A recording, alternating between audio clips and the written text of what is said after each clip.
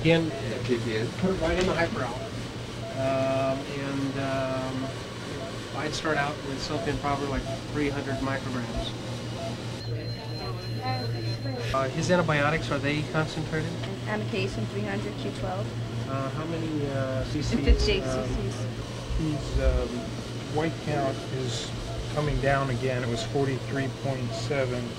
Yesterday was 38.1. Okay.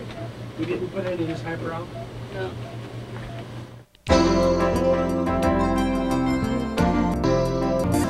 Nutritional support is a crucial part of medical care for the critically ill patient.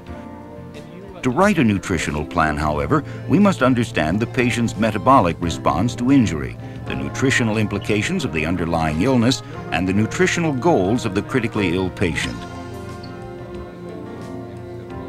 Here to discuss current methodology for metabolic support in the critically ill patient is Dr. Larry D. Dillon. A positive nutritional status is a very important factor in patient recovery from many critical conditions, both acute and chronic.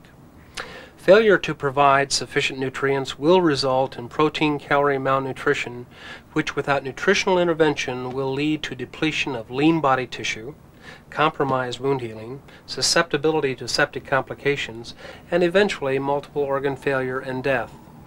During the next few minutes, I would like to review the latest information on metabolic support for the critically ill patient and propose some specific recommendations. It should be emphasized that these are only guidelines and that metabolic support must be tailored to meet the specific needs of each patient.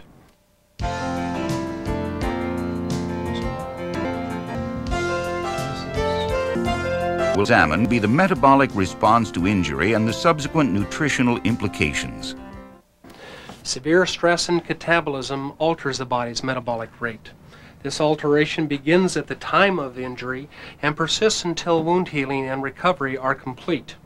Understanding these complex metabolic alterations should help the nutrition support practitioner interpret nutrition assessment data and prepare a nutrition support plan. In the hypermetabolic state that follows severe injury, endogenous humoral and immunomodulators are released that help promote wound healing, mobilize substrate stores to meet increased energy demands, and conserve intravascular fluid. Increases in serum concentrations of these key hormones are seen shortly after a stressful incident. These increased levels increase the metabolic rate and cause many of the undesirable metabolic changes in the catabolic patient. The metabolic rate, as this chart shows, increases in proportion to the extent of the injury. Humoral agents gradually decrease as the stress phase resolves and the body moves into an adaptive phase. While this